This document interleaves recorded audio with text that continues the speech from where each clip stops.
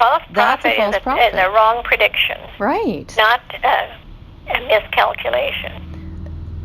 Yeah, if you say it's from Jehovah. Because the Bible even says prophecy can only usually be identified by when it's very near or when it's already done, when it's already happened. But if you set a date, then you know that for sure. All of those dates, those things didn't happen. Being human, they think they rushed a little bit. That's an excuse, though, don't you think? I mean, that's still being human, when you anticipate something. Well, I don't. See, the religionists didn't need to look, wouldn't be looking for a date because they weren't expecting anything like that. Well, they were all expecting to go to heaven when they die, and and they were expecting Jesus to return. They weren't expecting anything else. They were expecting Armageddon to end in 1874, and then that didn't happen, so they changed it to 1914, and that didn't happen, so then it was 1925, and that didn't happen. Just a quick correction. What I should have said is 1975, not 1925, when discussing Watchtower's failed predictions about Armageddon. 1925 was the year of their false prediction about the resurrection of the patriarchs who were supposed to live in Beth Sarim in San Diego, California, according to Judge Rutherford. They didn't. No, they didn't expect 1914 to be Armageddon. Yeah. Oh yeah. They expected the kingdom to come, but yeah. No, I've got the old books. They say that they actually believed it would be the end of Armageddon in 1914. That's what they believed. It wasn't that they were predicting World War I. They connected. It was a miscalculation. They connected Armageddon with 1914, but which would be God's kingdom. So they understood it that this would all happen at Armageddon 1914, and the kingdom would all come at once. So, just like Jesus, like those early apostles were expecting Jesus to go to Jerusalem and take on the kingdom then. But and overthrow Roman rule. Again, it's not a fair comparison. It's exactly the same comparison. It's not at all. They weren't out publishing stuff saying Jesus is going to do this in this date. Well, there was only a few of them then. It doesn't matter. They weren't saying it. They were asking questions. That's quite different. Whereas the Watchtower claimed authority. They thought that, though. That's why if they had printing things, they would have printed them. They talked about it. Well, that's an assumption. They were preaching. I mean, I'm not really. I don't get why you would want to defend that. I mean, when you look at Deuteronomy and the test of a prophet, and then someone makes a prophecy in the name of Jehovah, and it doesn't come true, then you're not supposed to listen to them. So that's exactly what they did. Like, that's really clear. And they have done it so many times, and that we talked about Beth Sarim, they did with that. I mean, there's just, like, this is common knowledge, right? It's not, and you can look it up on your own website, too. I think there's stuff about it, but... Well, you know what, maybe you should investigate some of your other religions if you're so concerned about the witnesses. Sure. What would you like me to investigate? You can tell. Now I've got her on the defensive. She knows I've been looking into the Watchtower and doesn't like hearing what I've learned. And I can certainly understand that. It's got to be very uncomfortable being confronted with all these massive problems in an organization that she basically worships. And because she has so much pride wrapped up in her loyalty to them, there's just no way for her to even concede that she should look into these things for herself. So, instead, she deflects to suggesting I should research other religions. I don't mind that at all, though, because I do like to learn about other religions. In fact, over the course of this past year, I've spent far more time looking into several other religions than I've spent learning more about the Watchtower. She is actually the one who doesn't want to know what anyone else believes, instead just blindly trusting the publications to tell her all of that. I love to investigate. I love church history. Because you see, this conversation is just going round in circles. I know. And as I say, it's not... Yeah, it's getting uncomfortable. I understand. It's not changing. Nothing has changed. The idea, the basic truth, or the faith that Russell and people before him had, was the same as it is, was the same down through the centuries with very few people. Now it's among almost 9 million people with clarifications. And that is not a change, which you feel it is. And if you can prove to me a change, then I'll listen. A change of what? Of faith. What do you mean? A basic change of faith. Of the Watchtower? No, the basic faith of what the Bible says. Okay, I'm not understanding. Can you explain a little bit more what you're looking for? Well, Now you are going to hear her recite the Watchtower's framework over the Bible. She's done this many times before, and I'm inclined to think it's a kind of coping mechanism to try and alleviate the discomfort I caused her by pointing out some of the problems with the organization. Don't forget that her primary goal in every one of our conversations is to be my teacher and to convince me of the Watchtower's teachings. Note how she will eventually start subtly comparing the Watchtower organization with angels, and then she does it again, but much more overtly. I had asked her to clarify what evidence of a change of faith in the Watchtower she's looking for, but she has already abandoned that deflection in favor of this one. Side note, can you count how many times she uses the word clarifications in this part of our chat? It seems to be their preferred go-to word to excuse the organization's many false prophecies and ever-changing teachings. What the Bible is a book of instruction. It tells about the future. It tells about how if you have the time, a few minutes, it tells from Genesis, it talks about the fall of mankind. It tells about the plans of mankind first, why God created man, to live on a paradise of earth. If you listen to him, he would live forever. There was no mention of death. There was disobedience.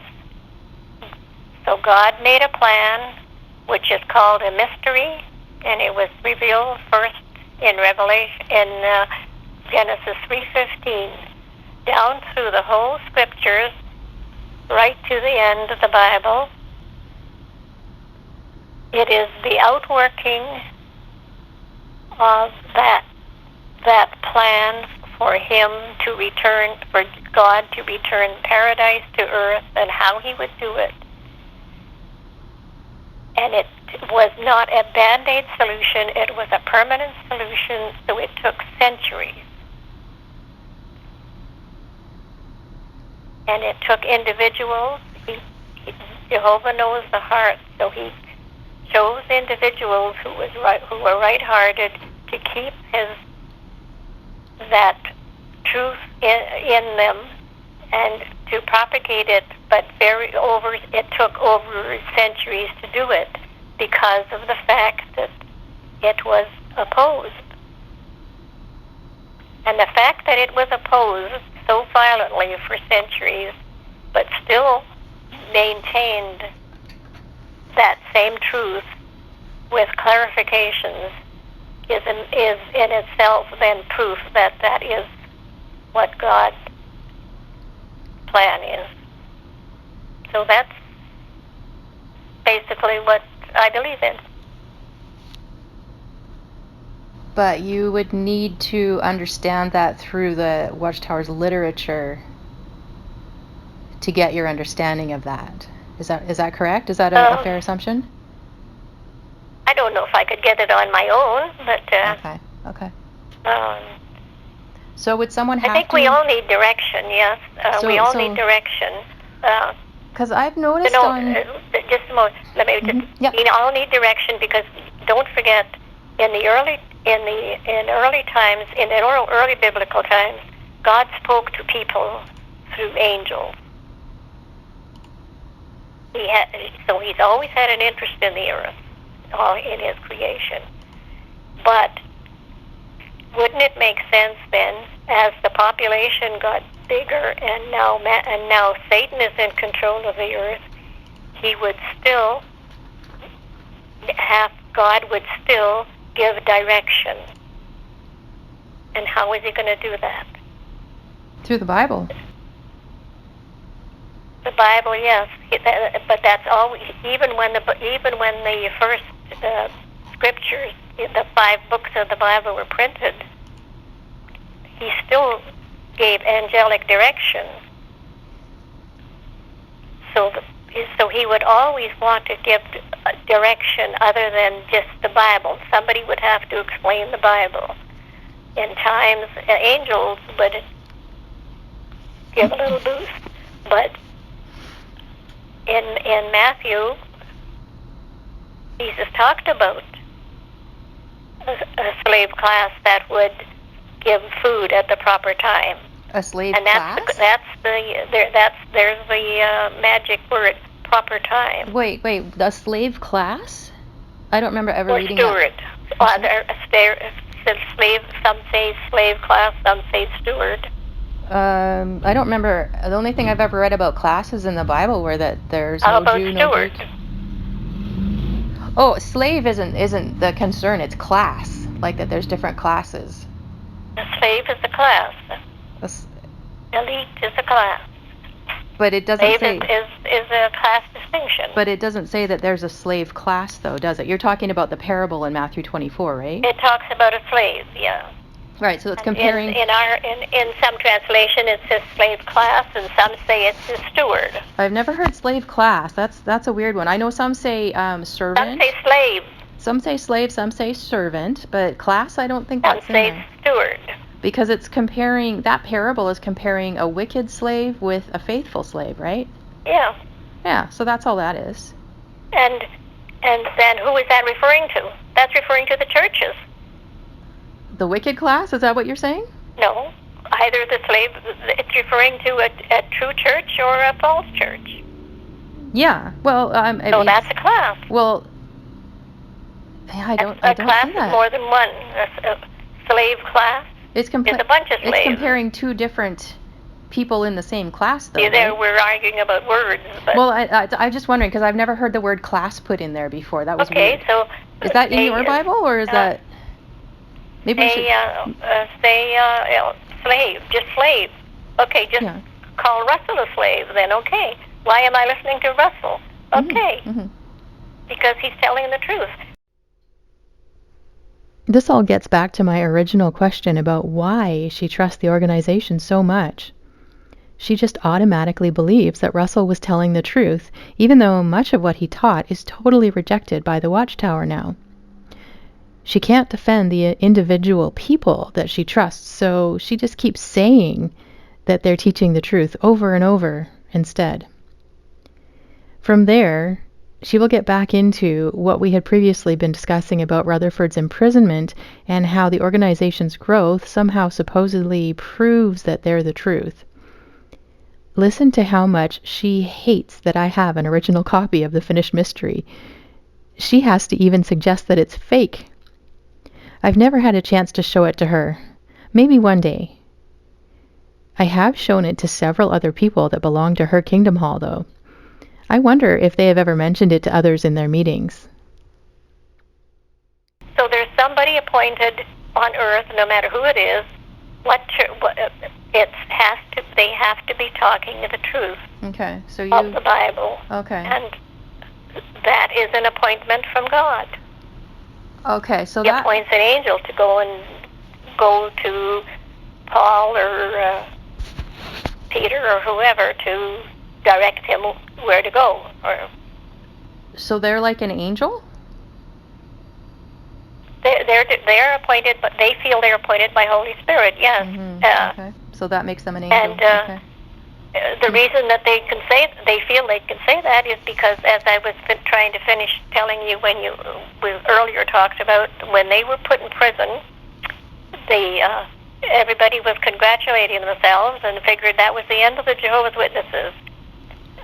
In 6 months, they were exonerated, their charges were dropped,